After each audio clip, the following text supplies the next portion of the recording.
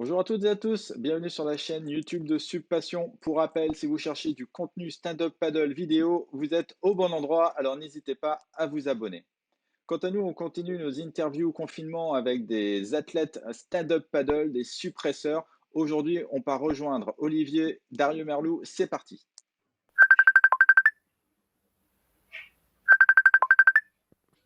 Salut Olivier, comment vas-tu en cette période de pandémie? C'est un gros mot, hein, mais on est en plein dedans, comme on dit, hein. C'est ça. Salut Stéphane. Écoute, ça va, on fait aller quoi. Une période, c'est pas la plus cool que j'ai vécue, mais écoute, on s'adapte. Voilà, c'est comme ça quoi. Merci en tout cas de nous accueillir chez toi. Dans quelle région de France es-tu? Écoute, moi j'habite à Seignos, dans le sud-ouest de la France. Voilà, sur la côte, à 4 km de l'océan, près du Pays Basque. Voilà, sur un spot bien sympa à vivre. Voilà. On connaît, on connaît. Dis-moi comment se passe le confinement en famille. Écoute, ça va, ça se passe bien, ça se passe très bien. Je pense que c'est quelque chose que j'aurais jamais vécu s'il n'y avait pas eu ça, c'est-à-dire faire l'école à mes enfants, enfin voilà, des trucs un peu original, assez rigolo. Et bon après voilà, c'est la vie en famille, confiné à la maison avec quelques sorties dans la journée un petit peu pour s'aérer. Bon, enfin, on a la chance d'être dans un endroit où on a pas mal de forêts à côté, donc on peut quand même voilà, mais on est privilégié dans ce moment un peu difficile, mais bon voilà, ça se passe, ça va. En tant que suppresseur, tu avais pas mal d'objectifs, je suppose, pour cette année. Ils en sont où tes objectifs? Ben voilà, là, de toute façon, on a dû tout remettre à plat parce que c'est vrai que la période actuelle, c'est la période de compétition qui démarre fort. Moi, j'avais un premier objectif qui était la Dordogne intégrale, c'était le 24 mai, et le 23 mai, je veux dire, et c'est vrai que bon, c'est décalé au 5 septembre. Après, j'ai un autre objectif qui est le 24 octobre aux USA, la Chattajack 31, que je suis allé faire l'an dernier. Et aujourd'hui, voilà, on s'est recalé sur ces deux objectifs-là. J'espère qu'avant, on pourra remettre un peu quelques dossards. Voilà, j'espère. Oui, les entraînements, c'est pas simple. Moi qui ai mon club sur la Seine à Boulogne-Billancourt, nous on a reçu l'arrêt hier qui nous autorise à partir du 1er juin seulement uniquement à reprendre les activités nautiques, en tout cas sur la Seine. Donc, Ok, même si on a un déconfinement le 14, en tout cas, nous, on sait que sur la Seine, sur l'eau, et ce sera sûrement la même chose sur la Marne, sur les fleuves, ce ne sera pas d'accord. avant le 1er juin, quoi. Donc, ça va être du cas par cas un peu Ouais, partout en France, je pense. c'est ça, c'est ça. Et dis-moi, on a vu sur les réseaux sociaux, on a vu quelques vidéos dans ton jardin en train Ouais. de garder la forme. Est-ce que tu peux nous dire un peu comment tu fais justement, ce que tu utilises dans ton jardin pour rester compétitif? Ouais, c'est ça. En fait, avec mon pote Jean-Luc Arnaud, qui est préparateur physique, qui me suit depuis 2 ans sur la prépa physique, voilà, là, encore une fois, on a dit, qu'est-ce qu'on fait? Il faut qu'on trouve quelque chose pour adapter dans cette période la prépa. Et donc, on a mis en place son circuit training qui dure 11 minutes et qu'on fait 4 fois. Et voilà, et il faut un petit peu de matériel, quelques haltères, un peu d'une barre de traction. Et voilà, je me suis monté tout ça dans mon jardin et j'ai commencé à partager ça avec deux, trois autres personnes, notamment Fanny Tessier, après voilà, des potes de la team 425. Puis après, voilà, on a échangé avec d'autres également.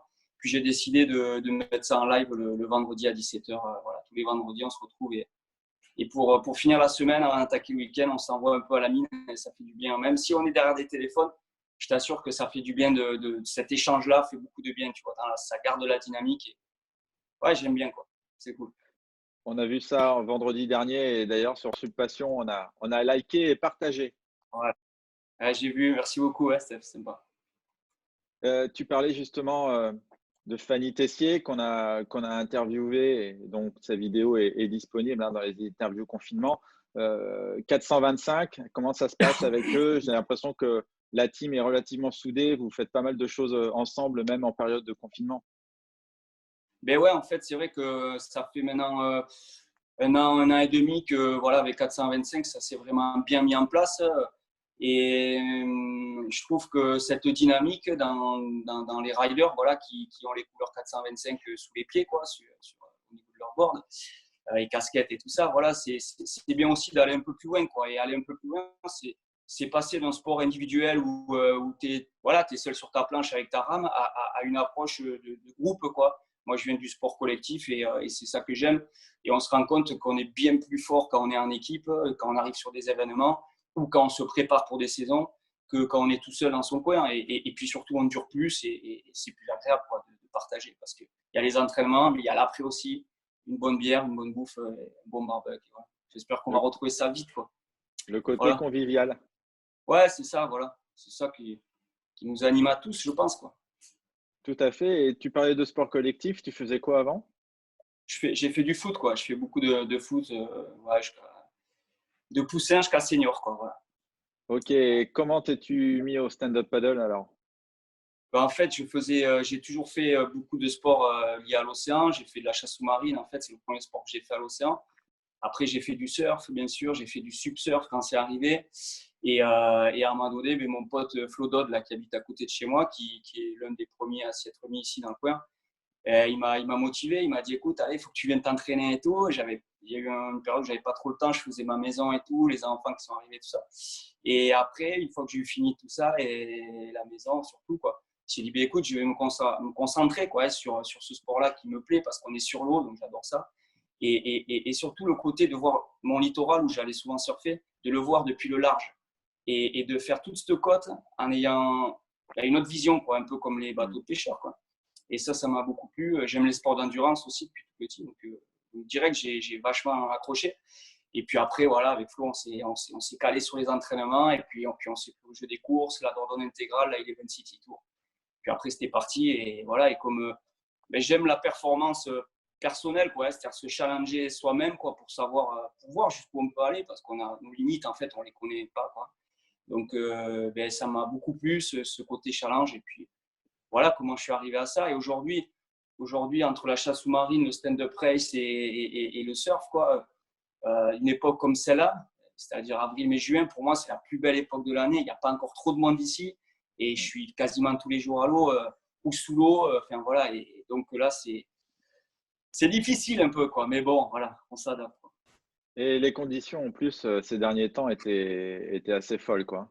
Ouais, c'est ça. C'est ça. Je pense que t'as vu comme moi des vidéos. Ici, on a des potes qui nous mettent des lives le matin. Il y a des matins, je regardais même plus parce que c'était trop dur, quoi. Si tu te dis, on a eu des super conditions pendant 3 semaines, là, comme on aime, quoi. Les conditions de mars-avril, quoi, début avril, magnifique. Voilà. Du vent d'est, des petites vagues qui déroulent. Enfin, c'était dingo. Mais bon. On en profite pour saluer Nico Fernandez de Surf Coaching Ouais, qui, sur Seignos, tous les matins nous fait le Surf Report. On vous met le lien aussi dans la ouais, description. Et tu parlais de Florent, on l'a aussi interviewé. Donc, ouais, ouais. il a aussi sa vidéo interview confinement.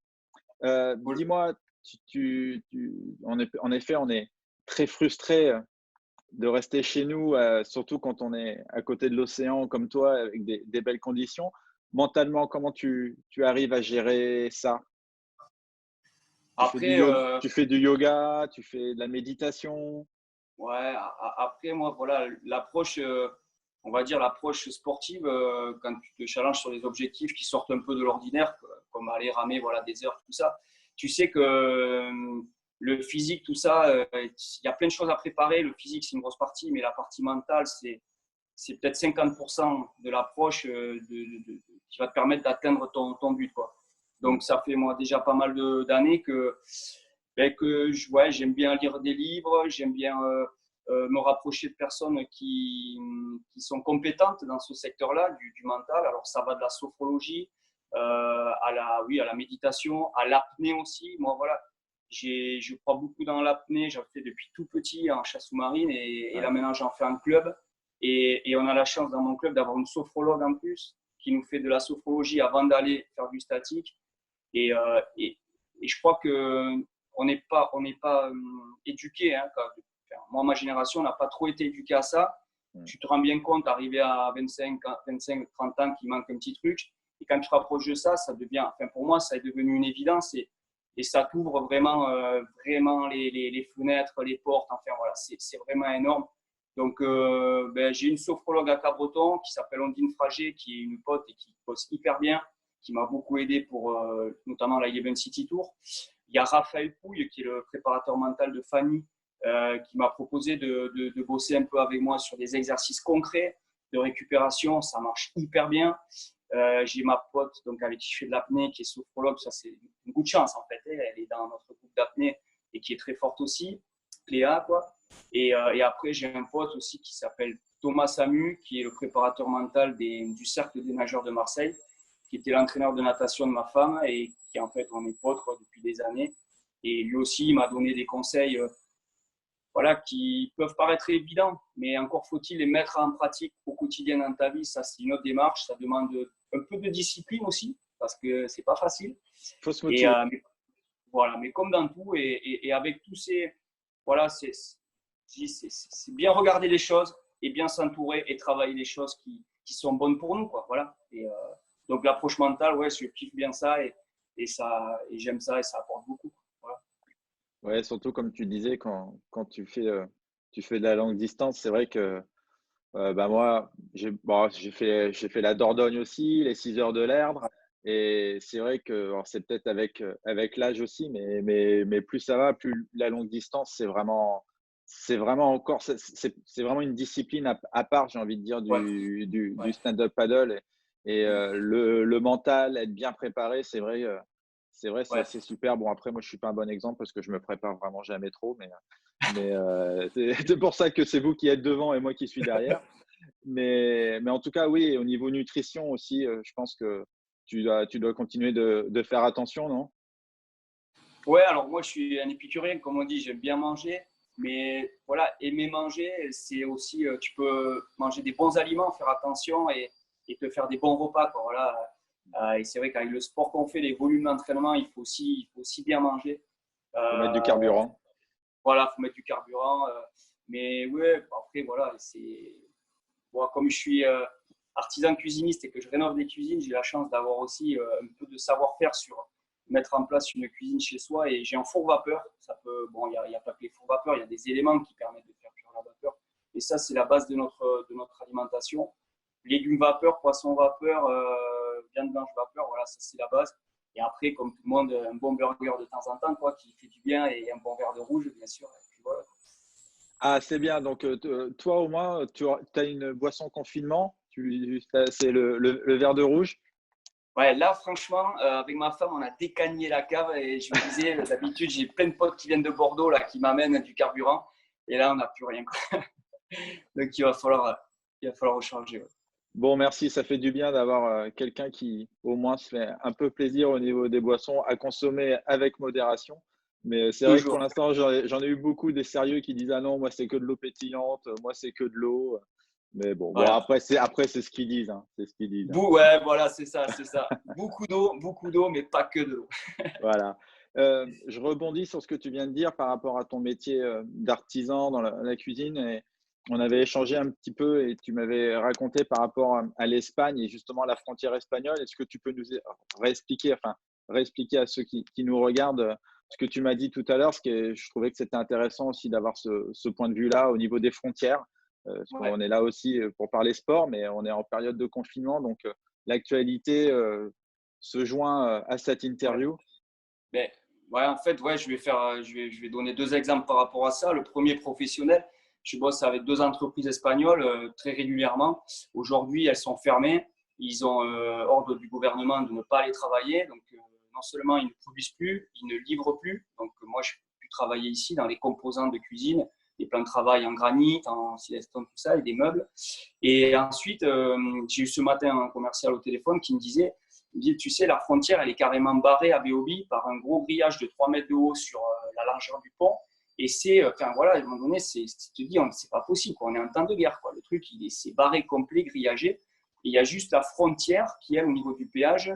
Tu peux passer, mais pour des produits de première nécessité, comme des fruits et des légumes. On bosse beaucoup en France avec l'Espagne, des produits de santé. Mais voilà, c'est tout, quoi. Le reste, c'est fermé. Et la deuxième chose au niveau sportif, c'est on a un ambassadeur qui est un très bon copain à moi qui s'appelle Yorgi Zoulakai, qui est sur le Pays Basque espagnol, qui habite à San Sébastien et qui est rameur chez 425 Pro. Et d'habitude, à cette époque, on fait des downwind, on se fait des Taria San Sébastien. Et voilà, c'est des super moments. On fait 20 bornes de downwind de sortie en océan. Derrière, on se fait quelques tapas et on rentre à la maison, quoi. Et tout ça, c'est on oublie. Voilà. Tout ça, c'est... Et apparemment, c'est pas demain qu'on va encore reprendre. Ouais, on s'adapte encore une fois. Voilà. Exactement. Dis-moi, depuis ce confinement, qu'est-ce qui te manque le plus? Ah ben, écoute, évidemment, ce qui manque le plus, c'est l'océan. C'est l'océan sous l'eau. Ça, c'est le truc, je crois, qui me manque le plus, c'est d'aller sous l'eau, dans le monde sous-marin. C'est vraiment ce que je fais depuis tout petit. Et ça, c'est vraiment... Je crois que j'y pense tous les jours. En plus, j'ai mon fils qui a 4 ans et demi et qui est mordu comme moi. Donc, lui, il me rappelle tous les jours, papa, quand c'est qu'on va sous l'eau. Et après c'est prendre ma board de race et aller sur la côte, voilà, ramer 1h30, 2 heures. Et le truc, globalement, c'est un peu la liberté, quoi, parce qu'on se rend compte quand même un peu là que quand on nous enlève de la liberté, c'est chaud, quoi, notre liberté habituelle d'aller où on veut, quoi. Là aujourd'hui, on l'a plus, donc voilà. Et en région parisienne, on s'en rend encore plus compte. Maintenant, c'est que quand on avait le droit de sortir, il n'y avait pas grand monde dehors. Et maintenant qu'on n'a plus le droit de sortir, les gens n'ont jamais eu autant envie d'aller dehors. Et ouais, c'est ça. On voit le même phénomène ici. Tu sais, ici, là, on a l'impression qu'il y a le marathon, que tout le monde prépare un marathon en ce moment. Tu vois tout le monde qui parcourir, c'est un truc de fou. J'ai jamais vu autant de monde sortir comme ça dans la forêt et tout pour aller battre. Enfin, c'est normal, je le comprends aussi, mais c'est surprenant. Voilà, c'est surprenant, quoi. Ouais, Martin Vitry nous disait que après le confinement, il y en a plein qui vont se retrouver à faire des marathons et que le niveau des marathons, il va encore s'upgrader après le confinement. Et dis-moi, pendant ce confinement, est-ce que tu as fait quelque chose que tu n'avais encore jamais eu l'occasion de faire auparavant? Ben ouais, comme je disais, j'ai fait l'école à mes enfants et c'est quelque chose d'assez rigolo, quoi, parce que j'ai donné des cours dans mon métier pendant pas mal d'années et j'avais jamais fait ça auprès de mes enfants. Et en fait, tu te rends compte quand tu transmets quelque chose, que tu découvres comment la personne apprend, en fait. Et je savais pas comment mon fils de 4 ans et demi et ma fille de 6 ans, ils apprenaient. Je les connaissais dans la vie de tous les jours, mais je savais pas comment ils fonctionnaient en temps. Donc ça a été hyper sympa de faire ça. Et ça m'a donné même envie de continuer un petit peu. Donc, ça, c'était cool. Après, j'ai cuisiné. D'habitude, j'ai pas le temps. Et là, j'ai fait des tartes. Je me suis lancé à faire des petites tartelettes et qui ont eu du succès dans la famille. Donc, je continue. Ouais, donc la chose dont tu es le plus fier, c'est d'avoir fait des tartes pour la famille, c'est ça? Voilà, c'est ça. Bon, on peut voir les recettes sur Facebook et Instagram, hein. Ok, mais j'ai mis quelques dans mes stories, j'ai mis quelques photos, tout ça et tout en préparation. Ça a bien. Voilà. Très bien. Et est-ce que après ces bonnes grosses journées, tu as le temps de regarder un peu des séries, des films ou de lire? Que peux-tu nous conseiller, nous qui sommes de l'autre côté de l'écran, en cette période de confinement? Alors, moi, je ne vois pas beaucoup la télé, en fait. Donc, au niveau de la télé, je ne vais pas être bon pour donner un truc une série ou quoi. C'est pas grave. Voilà. Après, j'ai suivi un peu là, que tout le monde connaît, mais Mike Horn, c'est quelqu'un qui inspire beaucoup de monde dans le dépassement de soi. Et du coup, là, j'ai regardé pas mal les vidéos qu'il met, voilà, tous les exploits qu'il a fait. Il a fait une page Facebook qui est intéressante aussi, et où il explique comment il s'entraîne, sa philosophie, l'approche. Et voilà, c'est des personnes qui, je trouve, qui apportent beaucoup, quoi. Ils transmettent beaucoup de choses. Donc ça me plaît bien. Voilà, je regarde pas mal ça en ce moment. Et mon pote, donc Thomas Samu, qui a écrit un livre sur justement l'approche mentale, voilà, la performance en fait par le plaisir. Voilà, c'est vraiment son truc. Je crois que quand on discute ensemble, c'est vraiment qu'on a en commun et qui m'inspire aussi beaucoup au quotidien. Donc je lis son livre, voilà, Thomas Samu, Un cancre dans les étoiles, ça s'appelle. Et c'est rigolo parce que c'est même pas lui qui me l'a passé, c'est un pote à moi qui vient de me le passer il y a quelques jours, quoi. Donc, sachant que Thomas, c'est un pote à moi, c'est assez rigolo. Et je ne l'avais pas encore lu, son livre, et il est vraiment intéressant. Voilà, vraiment, vraiment intéressant. On vous met toutes les informations dans la description ci-dessous. Et dis-moi, quel est ton plus beau souvenir en stand-up paddle? Ben, alors, il y en a beaucoup. Moi, le stand-up paddle m'a donné énormément, quoi. Sur ces 5-6 dernières années, j'ai la chance d'avoir rencontré mon sport. Donc, c'est un truc de fou, quoi. Voilà, à 35 ans, je me suis retrouvé debout sur cette planche et de suite, ça a bien, bien marché, quoi. Mais le souvenir dont je suis imprégné, c'est en Hollande, en 2018, je suis allé faire la Eleven City Tour et c'était la 3e fois. C'est pour moi le truc le plus dur que j'ai fait dans toute ma vie. Les 3 fois, ça a été très dur. On parle l'intégrale hein, en une fois. L'intégrale, ouais. La non-stop, voilà, c'est 200 km, un peu plus de 200 km non-stop. Et j'ai gagné, quoi. J'ai gagné cette course. Et les souvenirs que j'ai, en fait, quand ça me redonne des frissons, tu vois, d'y repenser, le dernier kilomètre et l'arrivée, j'avais ma famille, il y avait vraiment tous les gens importants pour moi. Et quand je sais la difficulté que c'est cette course, ben, je suis tellement content de cet aboutissement, en fait. Voilà. La victoire, c'est une belle chose, mais c'est tout ce que j'ai fait, en fait, que j'ai mis en place, en fait, pour aussi faire adhérer mes proches aussi de faire ça et de venir avec moi dans ce projet-là, parce que ça leur demande des concessions à eux aussi, ma femme, ma famille, tout ça. Et voilà, donc c'est énorme. C'est mon grand souvenir de vie de sportif. Ouais. Je te comprends bien et surtout 200 km, oui, on est content quand on gagne, c'est sûr, mais on est aussi content de l'avoir fait. Ouais, c'est ça. C'est vraiment ça, quoi. Totalement, c'est ça. Ouais. Et dis-moi, dernière question pour terminer cette interview confinement. Quelle est la dernière chose qui t'a fait rire? Alors, c'était hier soir. Alors, je ne regarde pas beaucoup la télé, mais c'est vrai qu'hier soir, on a nos enfants qui se sont endormis voilà, assez rapidement parce que dans cette période de confinement, voilà, ils veulent toujours jouer, machin, tout ça. Ils se sont endormis. Et ma femme est revenue, elle s'est mise sur le canapé, elle a allumé la télé et il y avait le gendarme à Saint-Tropez, enfin, gendarme et gendarmette. Et là, je me suis poilé, enfin, on s'est poilé devant 2 finesses. Et là, tu te dis, mais là, grand monsieur quand même. C'est une autre époque, je suis d'accord, mais c'est du collector, quoi. Le gars, c'est une machine. Donc, je me suis poilé, on s'est poilé pendant un quart d'heure tous les deux. On n'a même pas regardé jusqu'à la fin, on s'est poilé pendant 20 minutes et après, on est allé au dodo, quoi. C'était vraiment rigolo, quoi. Voilà. Eh bien, merci de terminer cette interview sur cette note positive et joyeuse. Yes. Merci de nous avoir accueillis chez toi, Olivier. Avec plaisir. Merci à toi, Stéphane, pour ce que tu fais. Top. Ben, merci beaucoup. Et puis, j'espère qu'on aura l'occasion de se retrouver sur l'eau très prochainement, en tout cas. Carrément. Quant à vous tous, n'hésitez pas à continuer de suivre l'actualité du stand-up paddle sur subpassion.com, sur les réseaux sociaux, Facebook, Instagram. Maintenant, vous connaissez aussi notre chaîne YouTube. Alors, n'hésitez pas à vous abonner. Il y a plein d'autres contenus. Il y a des tutos, des présentations de matos. On a fait la tournée de pas mal de salons. Il y a beaucoup de choses. Donc, voilà, continuez de nous suivre. En tout cas, merci aussi à vous tous qui me regardez pour vos encouragements. Ça fait plaisir et on va continuer. Il y a plein d'interviews encore à venir. Olivier, encore merci et je te souhaite plein de bonnes choses à toi et à ta famille. Ciao, ciao. Pareillement. Salut Stéphane, merci beaucoup. Salut tout le monde. Ciao.